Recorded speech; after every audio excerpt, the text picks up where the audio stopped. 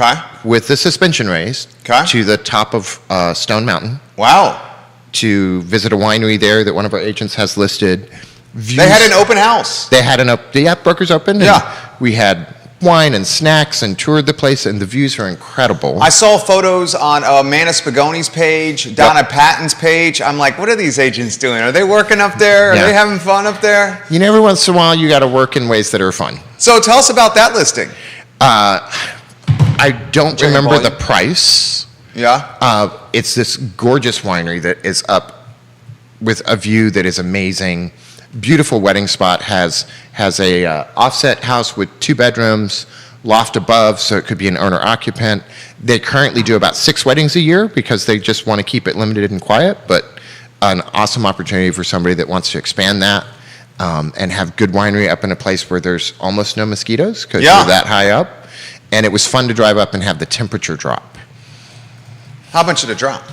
It was 5 degrees cooler up there was this Wednesday? So was it 98 to 93? I think it was 86 to 81, according to my car, That's noticeable. with a lot less humidity.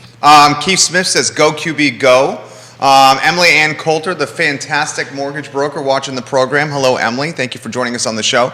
All right, let me throw some stuff. Ashley Butler, welcome to the program. I believe the car marketing director, right? That would be correct. Ashley Butler, good morning to you. Your husband, Justin, is fantastic people. So, Quentin, Keith Smith, watching the program. We love you, Keith. We miss you, Keith. Tremendously miss you, Keith. Sent us an email this morning. And when I read it to prepare for the show, because everything you send me, Keith, I read from start to finish, I swear. I forgot you sent me the email, but it's not because I don't love you. The 30-year fix with good credit, and Emily Coulter, jump in here, please. The 30-year fix with good credit is below 5%. It is. We have Rates to highlight come this, right? Down. Rates have come down.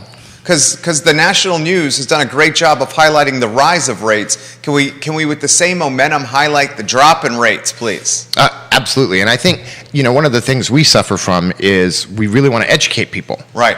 And it's often the bad things that seem to change the market faster and that clients have a harder time, buyers and sellers have a harder time wrapping their heads around.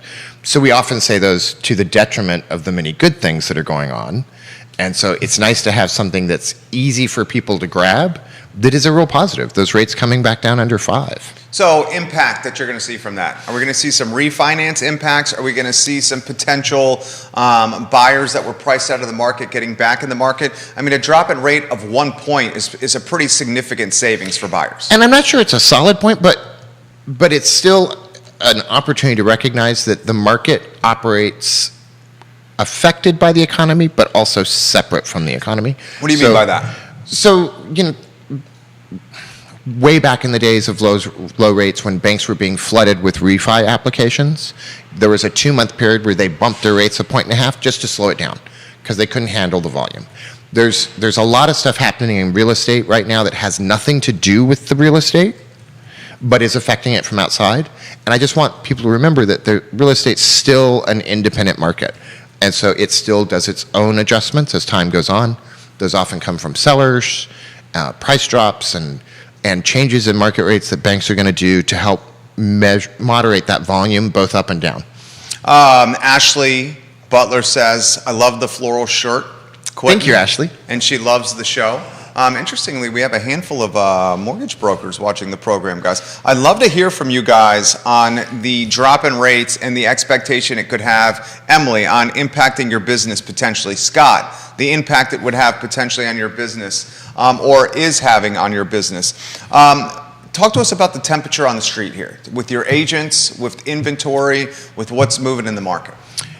So if you go back in time pre-pandemic, before the market was accelerating, let's say a couple years after the crash, you were starting to see price reductions back then on about 1 in 6 homes.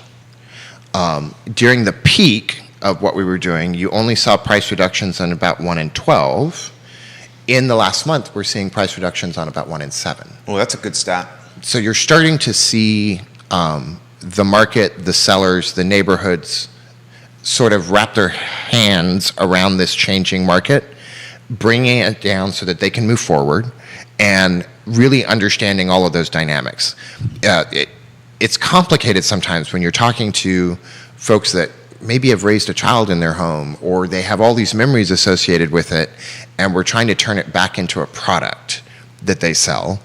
And if you were on the market just 4 months ago, you started in a completely different market than if you started 4 weeks ago. And does everybody realize that? I don't think so. Okay. I don't think so you're yet. you're the barometer of knowledge here. You're educating us. And so, we often talk about, trusted counselor. And so part of this is not to devalue all of the personal memories that you have in the house, but to really focus on, yes, we know price and money is always a thing. It's how the world operates. It's important to us when we buy and sell. So we know that. What are your other goals? How important are those to you? What's your timeline that you have to move? Let's remember that those play a part in it. I know personally in my history in real estate, if I've ever had a client be unhappy with me, it's for one of two reasons. And one was that I didn't communicate well enough. Maybe I got busy, or maybe I forgot to say something, or I didn't educate well enough.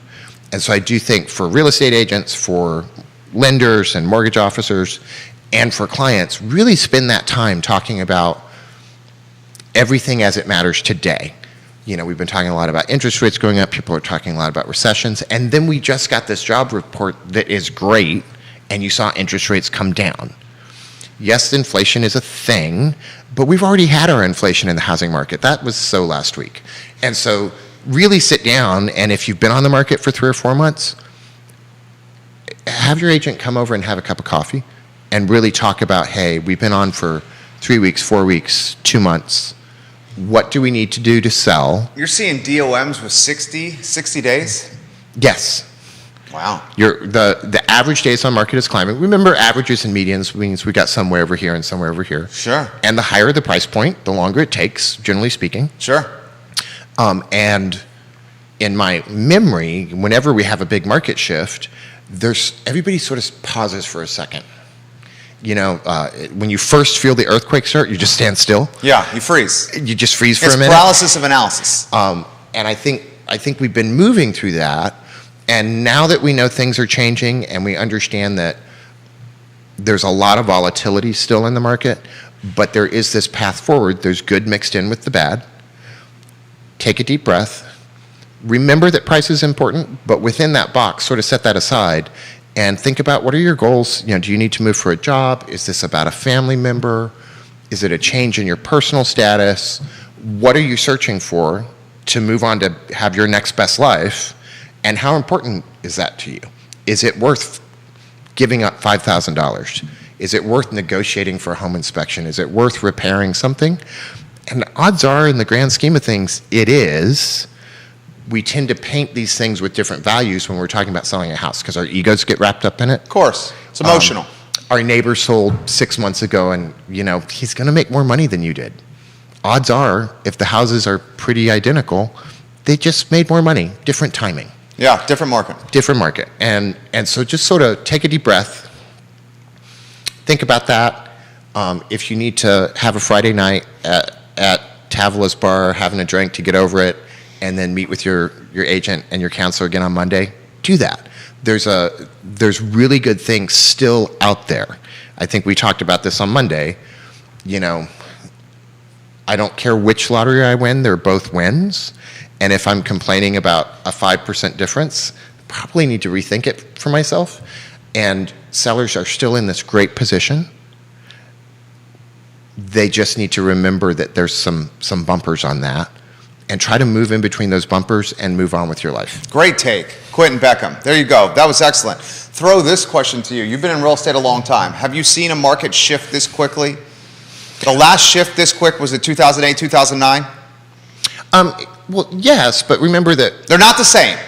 they're not the same, Yeah. but all markets, when we're talking about a shift towards a decreasing price point, in economic factors, in the total market, in real estate market, drops drop fast and climbs climb slow. The amount of increase we've had that during the pandemic that took 30 months. If at any point we lose that, I can almost promise you it will drop faster than 30 months. I don't see anything on the horizon that tells me we're going to lose it, but we're going to see a lot of these climbs be way more moderated, and some of the really great prices that people got because of competition, you don't have as many people in the market. You got a lot of comments coming in here. Emily's got one for you on the bond market. I'll read it for you. Yes, the bond market rallied when the Fed fund rate increased because they like to see the Fed try to combat inflation. However, it's a roller coaster day to day, so I prepare my client accordingly. I keep their eye on the prize and educate them about why this is still an amazing time to buy. I help them see the opportunity. Keith, for you, question for QB. What do you know today you wish you had known 10 years ago? When it comes to this market and beyond. So Keith, that's a huge question, so I'm going to take your question second. Emily's completely right. And if you go to her page, she's got some great points for buyers about the higher rates that they're paying also gives them leverage for negotiating possession, dates, seller paid closing costs. We're seeing contracts come through with features in them that we haven't seen for 2 years. And so there is always an upside. Just remember that it's the pendulum, and if you're over the age of 30, life has thrown you curves, and you've had to find the upside to it. This is no different. So the 20-year-olds get the curveballs too. Well, yes, I'm just saying I can guarantee you've had one if you've reached 30. Yes. If you're 20, 50-50. To be determined. Yeah. To be determined. Grayson on Twitter for Quentin. I like it. Spelled your name right, too. For Quentin, does he expect more inventory to come on once folks are back in school, especially now that rates have dropped? Where his family is looking. Absolutely, and I would like to take rates out of that discussion. I expect more inventory to come on because part of our travel nightmares is everybody's just pent up and tired of being home, and we still have a lot of cash. So you're seeing a lot of people on vacation. You know, I've seen it in our agent population. I've seen it in our client population. Part of my curiosity about Keith and Yona's flights is because I know so many people that have been traveling, and you want to get that travel in, and then you want to get back, and you want to get the kids in school, and we'll see more come up. Some of the increase in inventory is not necessarily more houses appearing, it's fewer buyers taking them off the market. So if you think of it as, think of it as Hoover Dam. We've got a bigger inflow than we do outflow, and so the water level's rising, and I think that's really going to benefit buyers as well. There is a balancing point, and we just haven't quite reached that yet, but as that inventory starts to come up and those days on market go up, we will find the new balance point together, sellers and buyers and agents and the market, and you'll see things start to move forward again. Personally, I'm ecstatic that we're seeing it move this way because what you had before was accelerating towards a hard stop. If you have prices accelerating so fast and houses selling so fast, the clientele in the market that really need to sell their house and buy something else no longer see space to make that move. Just the decision making and the ability to know where you're going to live if you do sell your house starts to grind that to a stop, and you end up with this kind of real estate logjam. So this slowing of things and this sort of taking a breath, as much as I know everybody wishes they got the maximum price when they sold a house, and I know every buyer wishes they had 2%, in the long term, for the health of the market and our population over the next 3 to 5 years, this is the best thing that we could have happen. Well, and the agents like it too. They prefer it this way. We would rather actually be able to use negotiating skills as opposed to playing gladiator. Right. Yeah. So the agents like the calming as well. Let's throw this to you here. And John Blair, welcome to the program. Thank you kindly for joining us in Stanton. Bill McKenzie watching the program. Do you think, and we're in the third quarter now with school starting, the expectation is we're going to see a little uptick in movement with the market, potentially more inventory as kids are back in school, parents are stopping traveling. Do you think that the Q3 is going to respond like a spring type market? We talk with Keith on this show, and he says third quarter is really important because the third quarter deals, as you know, everyone knows, close in the calendar year. The ones in fourth quarter often are turning over and closing in 2023. Mm-hmm. So do you see any kind of spring push for the fall? Anything like that? I think that depends a lot on buyer confidence. We're seeing a lot of good signs in the economy, but I don't know that it has rolled over to consumer confidence yet. If consumers are confident about what's happening over the next 4 months, then yes, I think we have an opportunity to see a lot of buyers re-enter the market and a lot of sellers that didn't think they would have a place to go that now re-enter the market and do both sides of that transaction. So I think there's a lot of opportunity once we see this settle down a bit. Grain ships are leaving Ukraine, the price of gas is coming down, people are getting back from vacations. It's a great time for folks to take a deep breath, reassess where they're at, and based on where the market is now, what is possible for me to reach a different goal in my life. Donna Patton says, I'm so ready for a more balanced market. For real estate firms, I see on the show today, what do you make of the jobs report? You said it today. I'll read the headlines, the 3 headlines to the viewers and listeners. This is from this morning, guys. In fact, this was published, this was released at about 8:45 this morning. Payrolls increased 528,000 in July, much better than expected, in a sign of strength for the jobs market. Non-farm payrolls rose 528,000 for the month, and the unemployment rate was 3.5%. The expectation was 258,000 and 3.6%. So incredibly positive news here. And let's think about this for a second, and this is why I think consumer confidence is going to go up. What was the biggest growth segment out of the jobs report? Oh, man. I didn't read it. I would say, is it, let me see if I can figure this out. F&B or hospitality? Leisure and hospitality. Okay. Single biggest growth sector, which was also the one that took the biggest hit from the pandemic. So that makes sense. So let's read into this. Let's pretend I have a crystal ball that actually works, or I'm just clairvoyant, which I often like to fantasize that I am. Well, you often have proven that you are. Well, You often have proven that you are. He has that skill. We'll talk about palm reading later on a different show. But this guy, very DL and behind the scenes, is a superpower player in real estate in this region. I'm just going to leave it at that. He's very humble most of the times when it comes to this. Here, Clinton, back up. He exaggerates for the sake of a show. But so we haven't seen the market crash. And by market I mean the economy. Yes, we have some signs that aren't really great, but we should expect that. There's a war in Ukraine. We've got supply chain issues. Prices have come up. That seems pretty par for the course for where we are. But you do have people traveling again. Look through real estate agents' feeds. Aaron Garcia's one. They're all over the world getting on planes and traveling and doing stuff. And they're also spending more money here at home, which has created this need to hire more in luxury, leisure, hospitality. Restaurants are booming again. We're seeing a lot of the stuff return to pre-pandemic places, which is exactly where we want it. If you feel good enough to get on a plane and travel to go to one of my favorite restaurants, because I like people to go to my restaurants, and we feel that good about it, what are the odds you're going to feel good when the kids are back in school and you settle and vacation's over and feel like, okay, now's the time to sell my house? Consumer confidence is something that is affected by all of these things. And so I think you're going to see a lot of that continue to rise. The mortgage rates dropping are great. The unemployment data being back to pre-pandemic levels is amazing. And in the midst of being soaked in so much bad news, I want you to know there's not just a light at the end of the tunnel. There is no tunnel. We're actually, through the vast majority of this. We have a bullish Quentin Beckham on Real Talk here, on Real Talk with Keith Smith. I love it.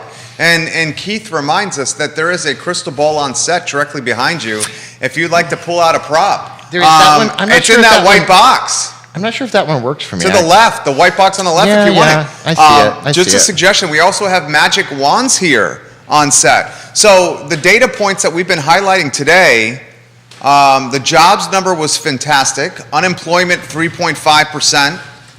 Non-farm payrolls rose by 528,000. The expectation was 258K. We're talking oil below 90 bucks a barrel, WTI crude. The 30-year fixed with good credit is below 5%. Is inflation peaking? Is the economy turning? Something is happening out there. The S&P 500, the NASDAQ, higher for third straight week. I mean, we are positive today. I'm trying not to break the crystal ball. I really Hey, want to play legitimate, with this now. can you zoom in on QB? It's kind of difficult. It's heavy, isn't it? It's heavy. It's shockingly heavy. We also have a magic wand and a Houdini cap if you'd like that as well. That may Yeah. mess up your hair though. I don't want to put a cap on, and I think me with a magic wand is too much of a stereotype. All right, let's play this game. What does Quentin's crystal ball say? I think going through the pandemic, you're just sitting at home watching the television and reading stuff online, and you're absorbing all this news. And people like to publish bad news because it gets more attention. You don't sit and stare at the freeway when traffic is flowing. You stare at the accident. And so economically, I think we've been doing a lot of that. It doesn't mean the accident didn't happen. It did. It just means that that's not the only thing that's happening. And so I would encourage people to, lift up your eyes and get a broader view of what's going on. There's a lot of good stuff happening out there.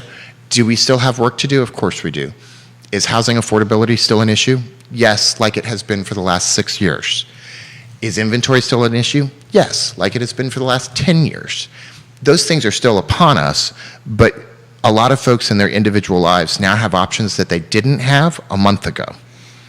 And there's opportunities in this if we don't just give in to the dismay that we didn't get the high price or that we're paying a little bit of higher rate. James Watson's loving what you're saying right now. You got people that are saying they have goosebumps after hearing you speak, and Judah adjusted the camera to get the crystal ball in the shot.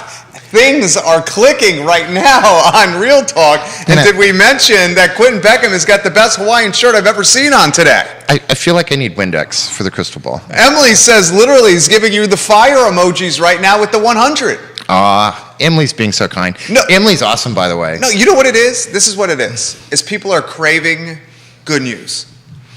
They're craving this because we've had so much of the not so good news for so long. For the entire year, they're craving good news.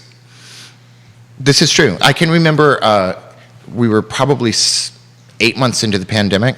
Remember when everything was just getting worse? Yeah. It was also this big election. There was a lot of attention and anxiety and whatnot. And I don't think I would have been surprised to see the zombie walk around the corner. I would have been like, well, okay, it was time for that. I think we talked about that maybe on the show. What's next? The zombie apocalypse? I was sitting there putting nails in a baseball bat, thinking, okay, here we go.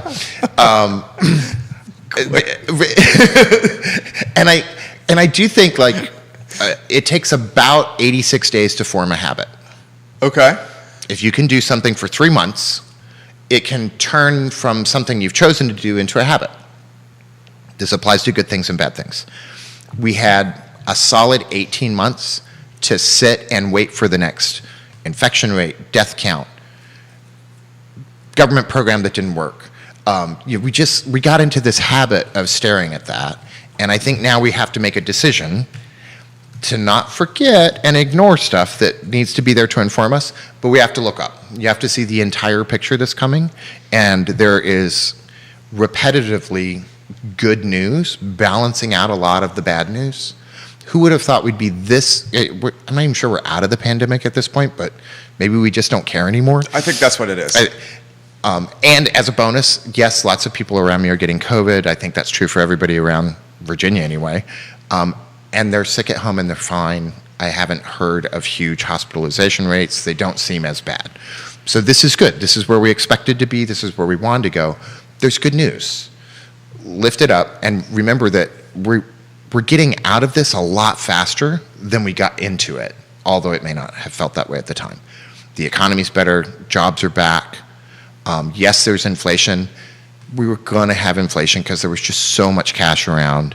Yes, there's still supply chain issues because we turned off a lot of the venues by which we moved goods around and we couldn't turn them back on that fast. And, there's that disagreement in Europe over there. But grain ships are leaving Ukraine now. We're settling in. Nobody tried to shoot down Nancy Pelosi's plane. She arrived safely back in the country. There's a lot of things that are positives, and as much as I want to know the whole thing because I want to give good advice, we've probably spent a lot of time on what's hard and I would love for people to think of some of the good stuff that's going on. This is very unlike me. by the Donna, way. no, I love it. I love this. I love this side of you. Donna Patton is calling you Swami Beckham. Jonathan has called you Nostradamus over here on the program. This is a really good question. This is from Stacy, who I believe is watching in Short Pump. You guys have said in the past on shows that with newer agents, they're going to experience their first true tough market. Calls you Mr. Beckham. Can Mr. Beckham offer us an update on how the newer agents are managing the shift? Yeah. Good question. You know, I was at a intersection the other day, and I stopped and I was looking at the cars that were parked around me, and I was wondering how all these children were old enough to have a driver's license. And then it dawned on me that they were in their 20s and I'm just old, and so I was seeing them with old eyes. You know, so if you're like 14 to 26, to me, you all look the same. And not trying to be mean, just, you know, I'm getting old. So when we say new agents, what are we talking about? We do have agents that have, certainly, if you look at realtor membership across the nation, as the market heats up, as the volume of homes sell, as you would expect, the number of realtors, the number of licensed real estate agents increases to match that. We're going to see those volumes come down. It's not the death knell, it's just that we can't keep running at this hot at this rate. We're going to see those volumes come down. You're going to have some real estate agents exit the business. Maybe it was a side hustle and it's no longer there. Maybe they got into it and didn't like it. And on some occasions, they might not be in a place that provides good education, gives them good advice, and has a lot of opportunity for mentorship. I do think if you look at the agents, let's say, I'm thinking of several in my office that have only been at it 2 to 4 years. If they learned how to do it in an accelerating market that fast and be really successful, they can learn how to do it in a decelerating market just that fast. So I would encourage not just experience to be a thing, but just remember there's skills that go along with being good at negotiating, with identifying goals, where we want to go, and absorbing information. And those skills are applicable in either market. So if they were able to absorb really good information and do very good work that focused on clients in the ascending and the crazy market that we had before, which really was sort of gladiator, it was the Hunger Games of real estate, they can do it on the other end too. And so I don't know that experience is the best qualifier, certainly one of them. And I would expect some agents that don't take that time or just are not interested, move on. William Clark just shared the show, and more questions continue to come in. Let's throw this question to you. Can you give us some perspective into the type of contingencies that are coming back that he is seeing? He mentioned contingencies at the start of the show, and it seems like they are more prevalent now. That's a follow-up from Grayson for Quentin Beckham. We're seeing all the typical ones that you might remember from 4 years ago. So we've seen several contracts come through with seller-paid closing costs. We have seen home inspections with actual home inspection contingencies and an opportunity to negotiate for repair. The complimentary seller possession after closing is probably a thing of the past. Sorry, Jason. Jason Kirby dubbed the complimentary seller possession, and that name stuck. We had a really long conversation about him making up new words and terms. He made up a new term. No more new terms, Jason. So I think you're seeing all of those happen and come back. And again, the best parts of real estate are about, it's like the Jolly Green Giant. I think someone from the Public Works is doing some work on the street or something like that. So if the roof kid's in, I love you all. It's been nice. We're seeing a lot of, most of a real estate agent's job, most of our job in real estate and how we make all these things work is all those things that don't have to do with price. So we do know price and financing, all that stuff's an issue, and there's rules around that, and we know how to make that work. But often, if you think back to your own experiences in real estate, all the good ones involved checking more boxes than just the price. They involved how easy was your move? Did you get to move and leave a vacant house in possession of a realtor who then took care of it and sold it like you wanted? Did you get something fixed that made a difference? Did you find the perfect house and have an opportunity to think about it and really make a good decision for yourselves. There's a lot of that middle ground, which is where we can do some of our best work. So I think you're seeing all of that come back as it was accelerating, as buyers were not given an opportunity to think. That middle ground kept just shrinking and shrinking, which is why I think of it as the gladiator Hunger Games sort of. We weren't really negotiating anything. We were just fighting to kill off all the other buyers and win the house for you.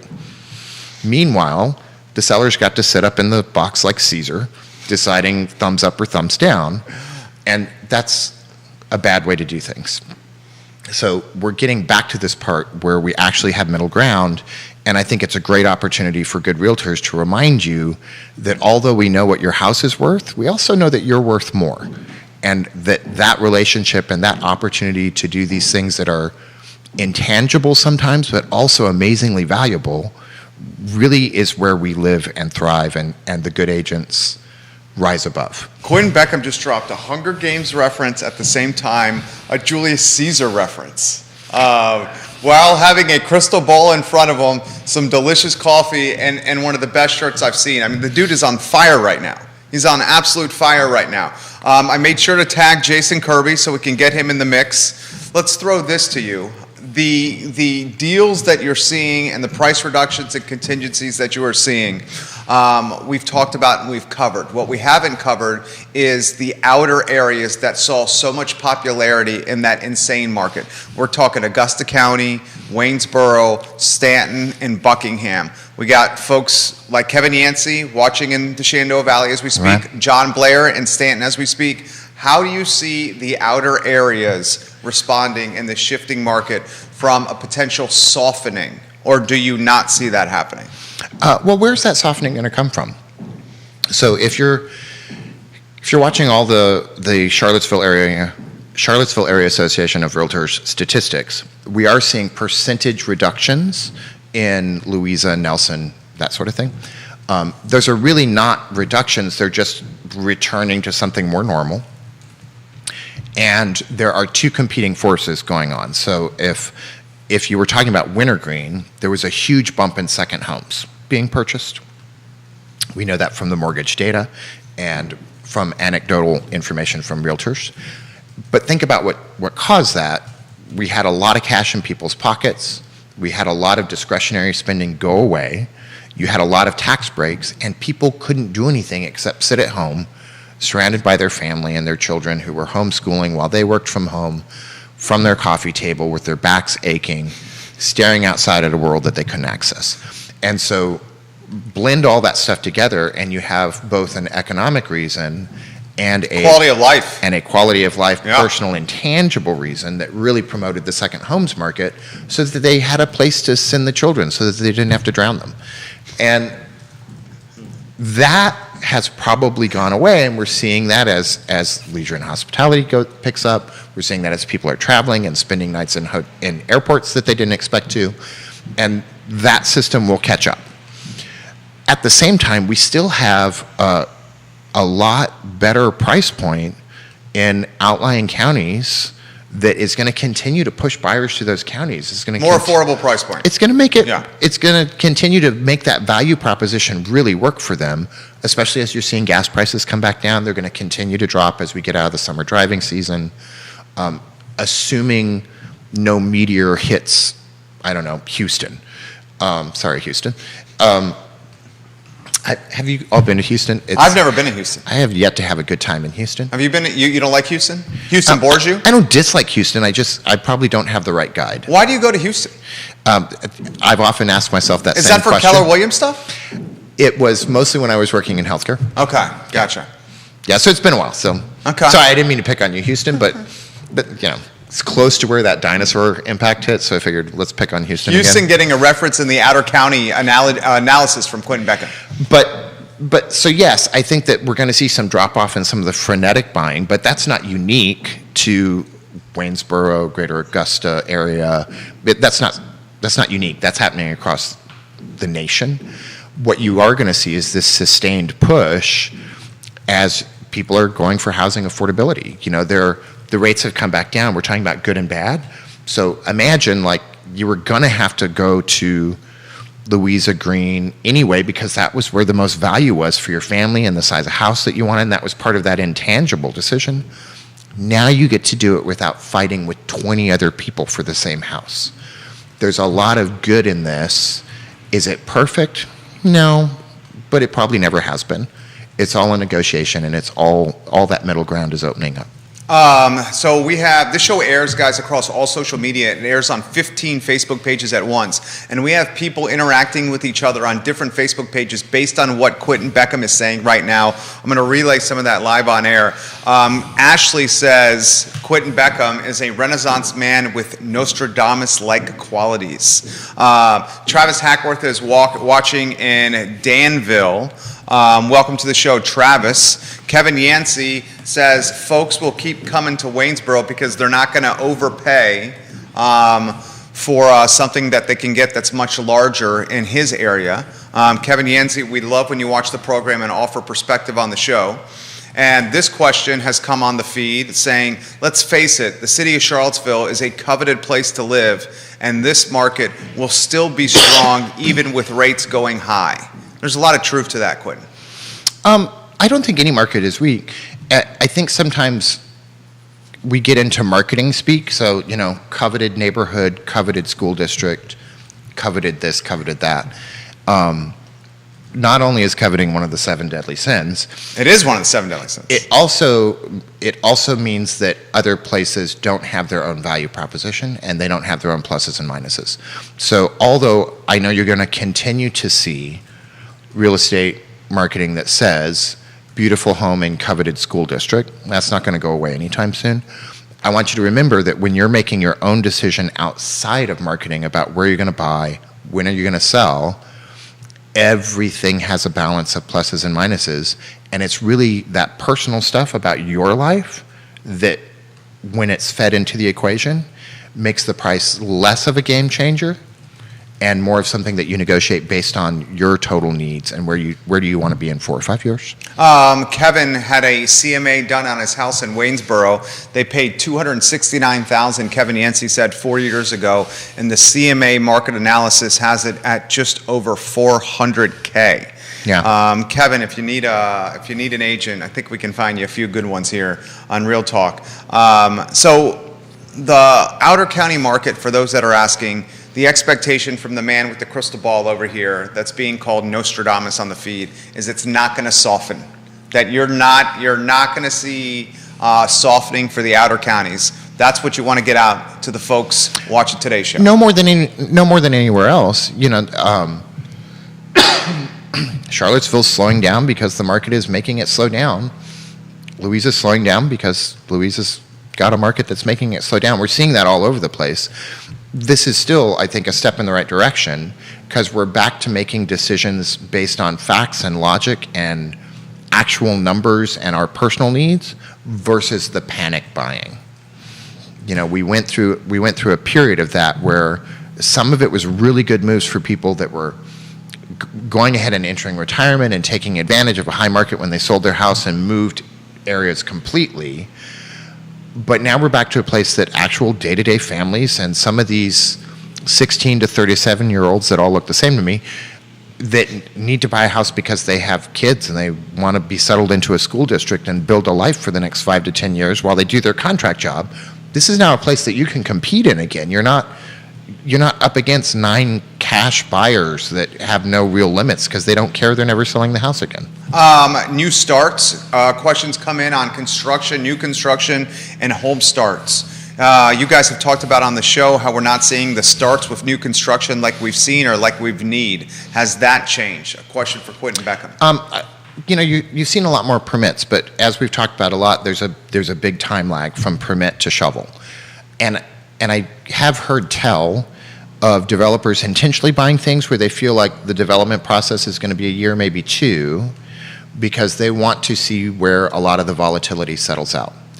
Lumber. Remember lumber went up to like $6 a board. Yeah, it was and is obscenely now expensive. And it's is come now down. back down, but Yeah. still 75% more expensive than pre-pandemic.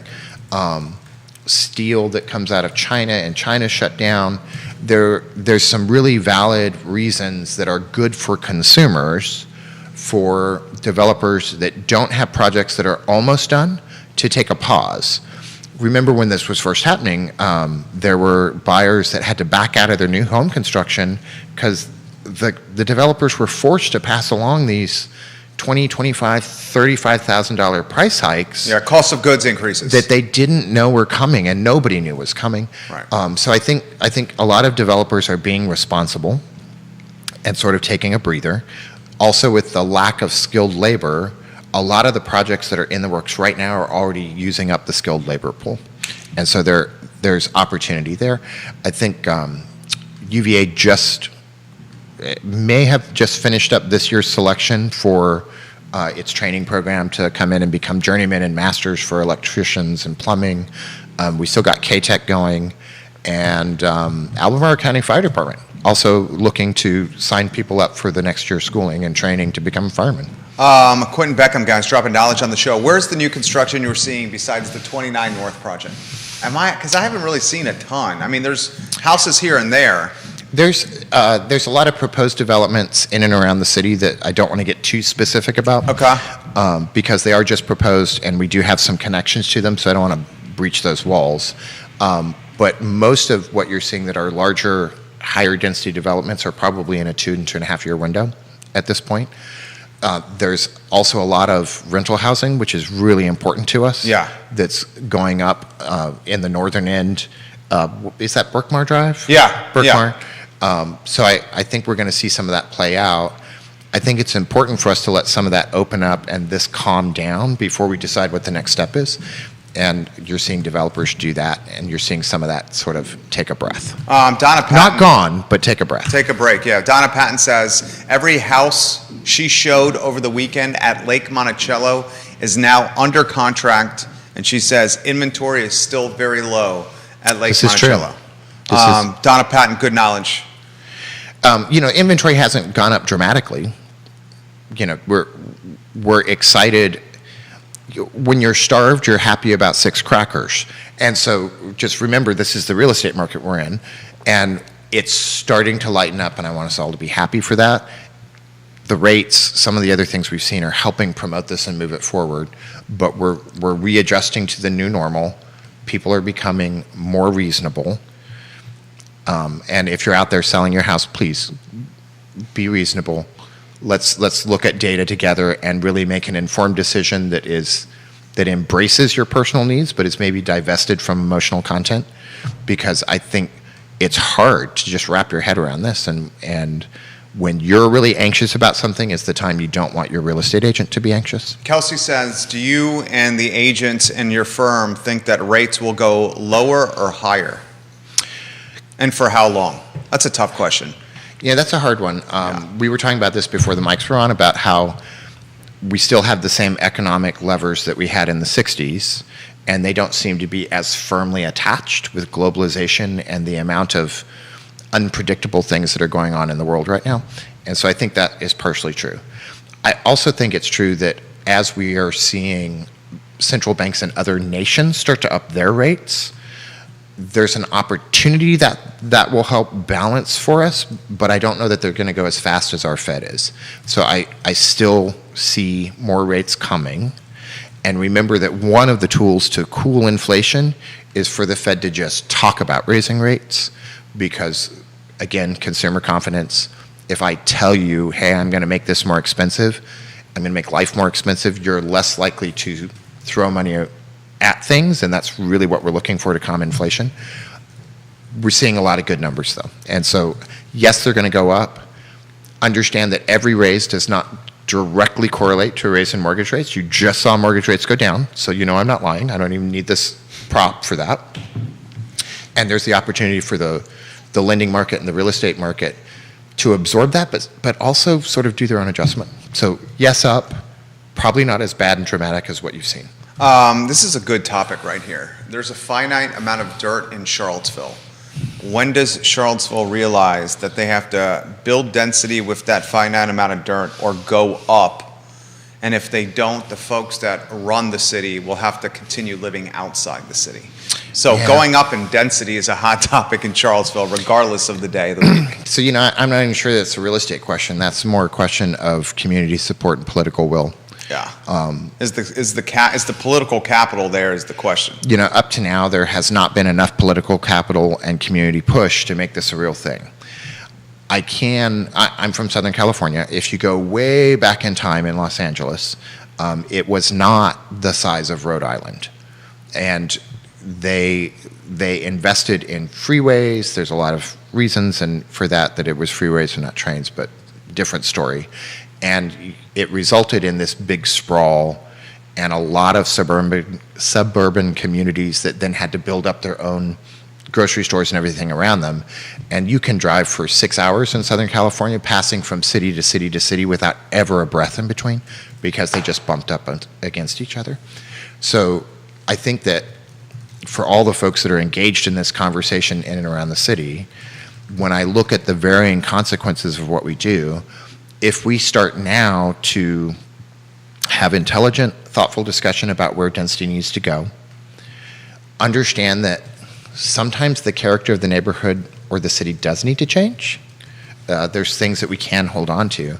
But if there is a character of Charlottesville that I really want Charlottesville and surrounding counties to embrace and make a priority, it's taking care of their citizens and their people, and that means creating higher density housing in ways that is affordable, so that you don't turn into another Atlanta or Los Angeles that is sprawled over so many miles with underbuilt freeways and connecting system and poor public transportation, that you just increase all the problems that we're facing right now. That's a great take right there. So there is a balance in that. Do you need to have single family housing? Of course you do. But you need duplexes, and you need townhomes, and you need row houses, and you need condominiums, and you need high density apartment complexes as well. And we need them at such a high rate. Inventory has been working against us for a long, long time. And if you think of a lot of the issues that we face in terms of city budgets, social causes, affordable housing and housing affordability, our best way out of it is to have more housing available in a smaller footprint. And I know there's a lot of reasons that people resist that. There's also a lot of advantages to it, and nothing is ever perfect. We were just talking about how housing market is two sides of a coin, and we have to remember that there's two sides to this conversation as well. Yes, there's certain things that feel good about keeping a bedroom community a single-family bedroom community. You have to balance that against the fact that we still need more density.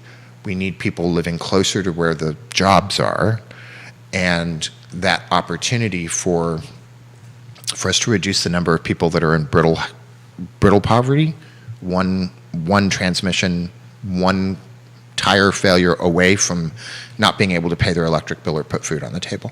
And one of the best ways to fix that is to get them closer to where they work so that they're less dependent on that. So I think there's a whole lot in that conversation, and it's really, really plausible for either side to oversimplify it and say this is always bad and this is always good. And much like the middle ground we do in real estate transactions, neither one of those positions is right, and neither one of them moves the ball forward. So we have to come closer to the middle on this and find appropriate ways to move that ball forward. When you see Quentin Beckham around town this weekend, make sure you give him props, because this man is absolutely killing today's show. He is on fire. He's just being today. nice. No, I am not being nice. I am being accurate. Keith and Donna Patton, Keith Smith and Donna Patton are interacting on different Facebook pages about Lake Monticello. I love the discussion, Donna and Keith. Keith says for Donna, active at Lake Monticello at the moment is 19 homes. 5 of them are new construction, aka paper houses. So 14 resales and 5 paper houses at Lake Monticello. We highlight the lake often because it has price points that are often that first-time home buyer price point at Lake Monticello. Well, I think part of what Donna and Keith are trying to point out is that we're accustomed to there being 75 to 120 houses on the market in the lake. And so as a part of the follow-up to the density conversation, everything I said about the market getting better for buyers and smoothing out an inventory sort of increasing because of that diminishment in buyer pool is true, and it's still true that the pendulum has swung towards too many single-family, high acreage, not enough development. It's too far that way, and we need to drag it back to the middle at the same time that we're embracing the market slowing down. And I think the market slowing down actually makes it easier to have that conversation because it's just less frenetic in total. And much as Don and Keith are pointing out, we need to remember that our overall pool is dramatically reduced. And what does that mean for the next 3 years of economic development in the city? What does that mean for families that are growing up and people that need to move around? And we need to loosen up that system both by slowing down the market and having easier creation of density in the right places. I talk a lot about density, and we need to upzone. You're a huge proponent of that. I beat that drum a lot. You do. So does Neil. Neil Williamson, hello. And me and Neil are right.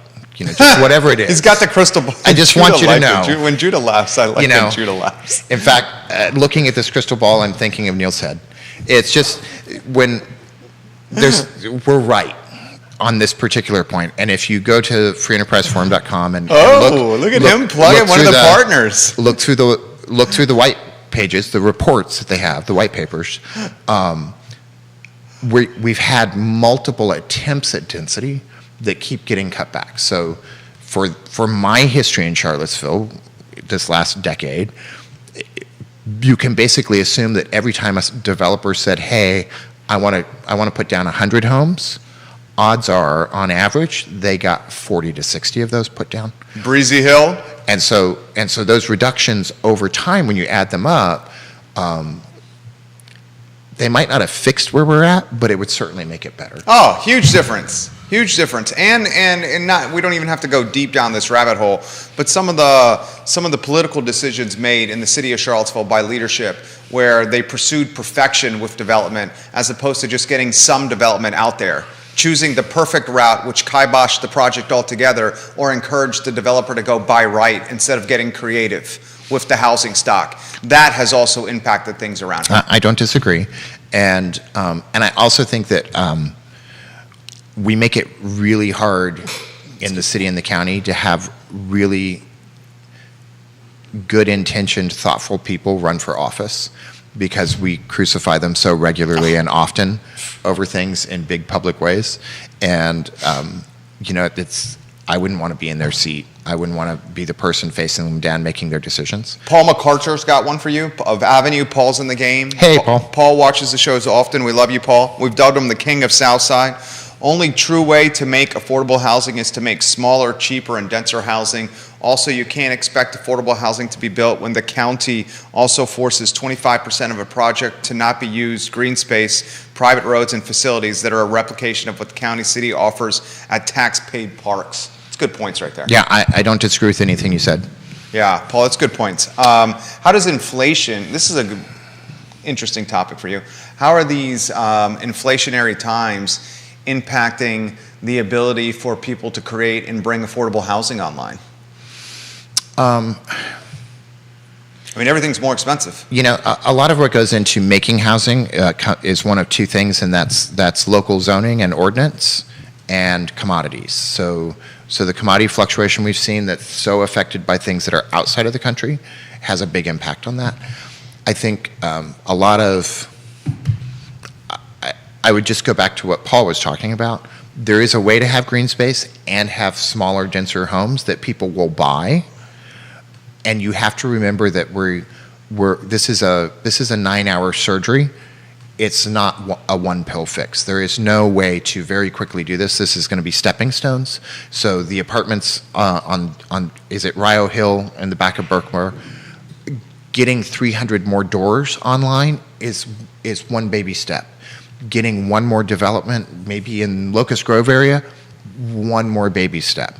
Having the market cool down and prices stop being so accelerated, another baby step. We just have to keep moving towards it incrementally.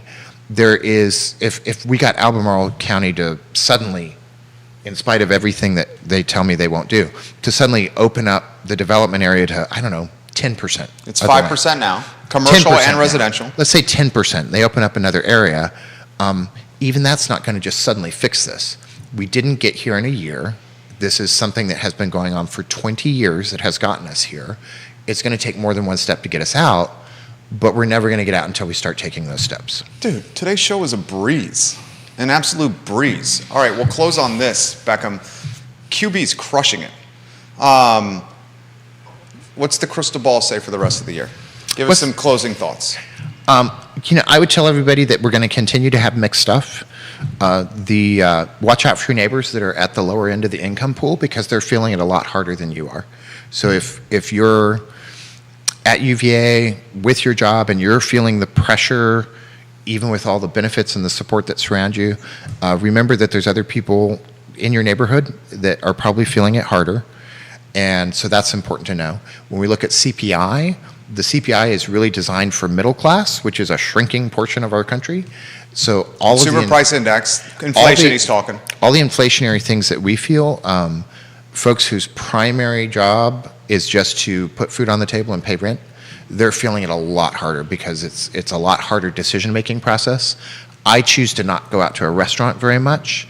Other people are trying to figure out how to stretch a pound of ground beef to feed 6 people for a week. And so these are very different things, but they all have the same source. I think things are going to continue to slow down, and it's not going to be as bad as you think. And I would not be surprised if the global political economic situation didn't have one more sucker punch for us. Dude, absolute breeze with you today. Twice this week was a breeze. And we're doing it next week. Keith and Yona, guys, going to Seattle. Their youngest daughter, he said this, so I'm not speaking out of turn. Their youngest daughter is expecting. They're going out to Seattle to hang out with their youngest daughter and her husband. So I believe you're next week, one day, aren't you? We'll look at the calendar. Next week is like, right. That's so far away. I forgot what I had for breakfast. Yeah. You know? Did I have breakfast? I don't even think I had breakfast. When you see Quentin Beckham, guys, this weekend, tell him he crushed it on the show. Quentin Beckham, guys, is the principal behind Keller Williams Alliance and many other companies in town.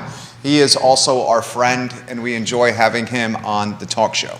Judah Whitcower is the director. My name is Jerry Miller, and this is Real Talk with Keith Smith. All the shows archived online at realtalkwithkeithsmith.com. Keith, we miss you, homie. We miss you, and we can't wait to see you again. I hope you have a great trip, Keith. Yeah, absolutely, Keith. And say hi to Yona. We love you as well, distinguished gentlemen. We have the I Love Seville show up at 12:30, guys. Thank you for joining us with Real Talk with Keith Smith. So long, everybody. Good job, Quentin.